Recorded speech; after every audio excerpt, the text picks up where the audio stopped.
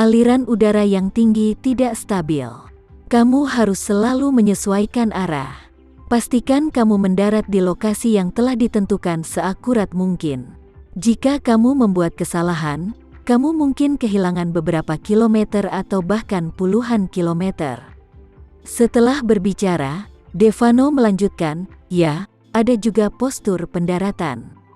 Meski biasanya menyaksikan orang lain terjun payung, tampaknya kecepatan pendaratannya tidak cepat.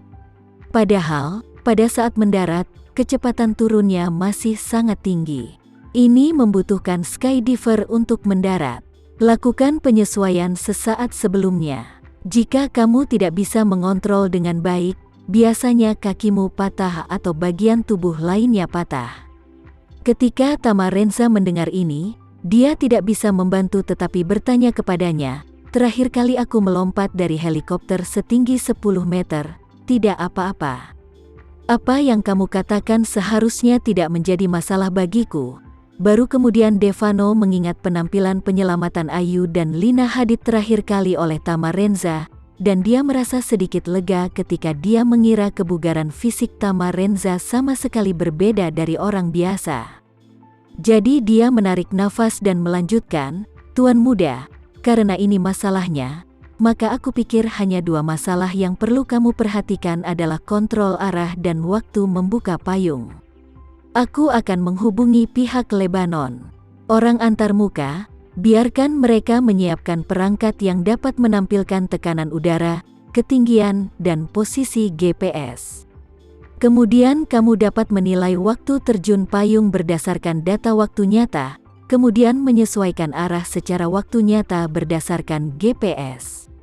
Tamarenza mengangguk, oke. Biarkan mereka mengatur instruktur terjun payung untuk naik ke pesawat bersamaku, dan beritahu aku cara membuka parasut dan mengontrol arah di jalan. Setelah lebih dari 4 jam terbang, pesawat Concorde Tamarenza akhirnya mendarat di Bandara Beirut, ibu kota Lebanon. Saat ini siang hari di Beirut, dan suhu mencapai sekitar 30 derajat Celcius. Langit agak kabur, dan udaranya agak lembab.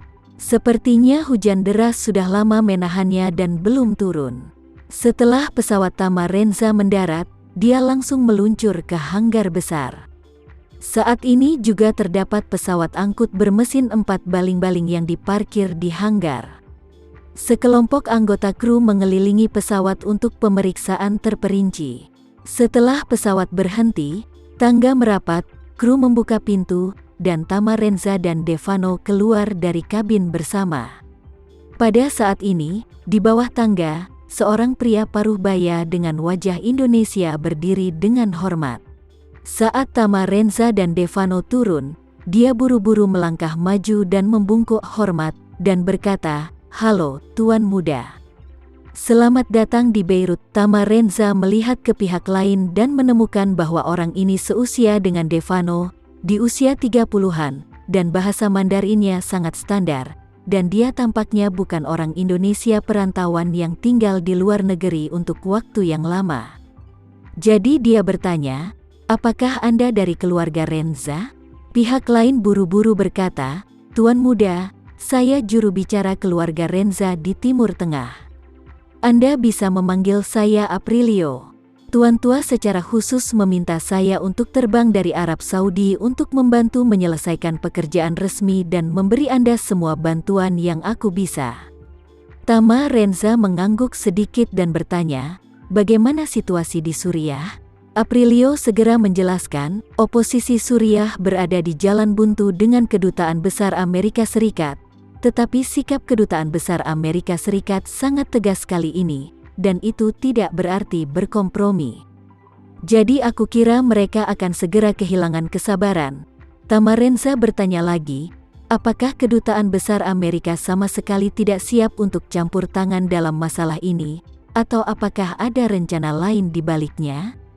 Aprilio berkata dengan putus asa, saat ini, tampaknya mereka tidak siap untuk campur tangan sama sekali, terutama karena mereka tidak mendapatkan keuntungan apapun di Suriah dalam beberapa tahun terakhir, dan sekarang mereka tidak ingin terlibat lagi setelah penarikan. Di sisi lain, Itu juga karena anak-anak muda Amerika yang diculik ini bukanlah anak-anak politisi Amerika atau orang kaya. Mereka tidak memiliki latar belakang. Orang Amerika ingin membuat hal-hal sepele, jadi mereka mulai menekan informasi di tanah air mereka. Memerintahkan media besar Eropa untuk tidak menindaklanjuti laporan. Dengan cara ini, bahkan jika kaum reaksioner benar-benar membunuh 8 orang ini, warga Amerika tidak akan mendengar apapun. Karena itu, Aprilio berkata dengan emosi, apalagi situasi di Suriah sangat kacau sekarang. Tidak hanya pemerintah dan oposisi yang bertempur, tetapi pasukan Kurdi juga terlibat. Kam di belakang ini bahkan lebih rumit.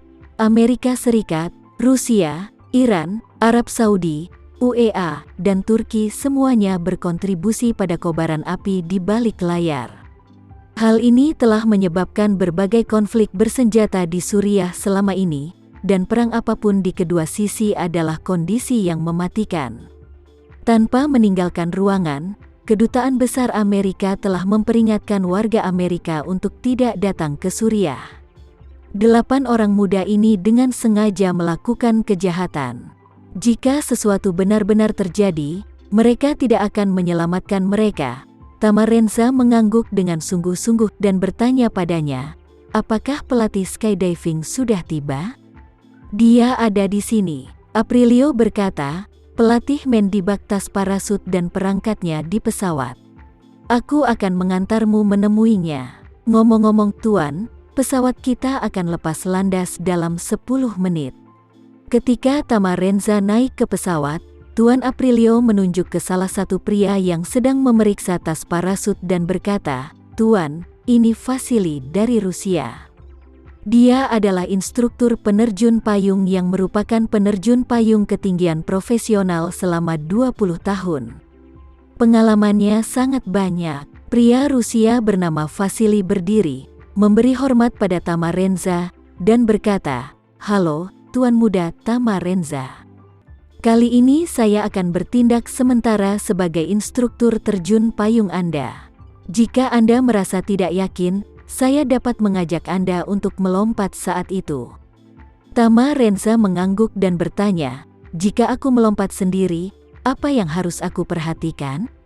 Vasily menjelaskan, saat kami mendekati tujuan, saya akan memilih lokasi skydiving yang paling cocok berdasarkan ketinggian, aliran udara, dan kecepatan angin di sekitar tujuan. Jika Anda memilihnya sendiri, Anda harus ada di tempat yang Anda inginkan. Saat saya mengatakan lompat, Anda harus melompat keluar dengan tegas. Setelah selesai berbicara, dia menyerahkan jam tangan profesional kepada Tamarenza dan memperkenalkan, Tuan Muda, jam tangan ini dapat memantau ketinggian, suhu tubuh, detak jantung, dan posisi GPS Anda secara real time. Setelah Anda terjun payung, buka anggota tubuh Anda untuk menstabilkan kecepatan pendaratan. Pada saat yang sama, gunakan anggota tubuh Anda untuk menjaga arah yang benar.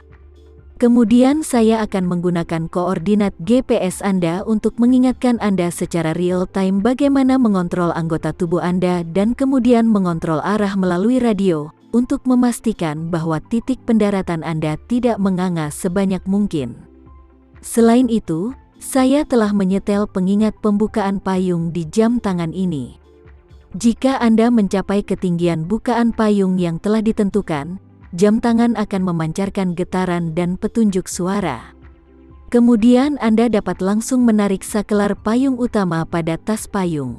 Ini akan mengaktifkan parasut. Tamarenza mengambil arloji itu dan meletakkannya di pergelangan tangannya. Dengan mudah mengambil tas parasut yang sudah disiapkan. Sekian dulu ya video kali ini. Kita lanjutkan lagi videonya di lain waktu. Oh iya, bagaimana menurut kalian? Semoga bisa sedikit menghibur kalian semua. Untuk teman-teman yang baru nonton, jangan lupa subscribe ya, hehehe. Dan kalau teman-teman ada yang ingin gabung langganan, bisa langsung gabung saja untuk dapat fitur yang menarik dan sedikit membantu Mimin. Terima kasih banyak sudah menonton, sampai jumpa lagi, bye bye bye.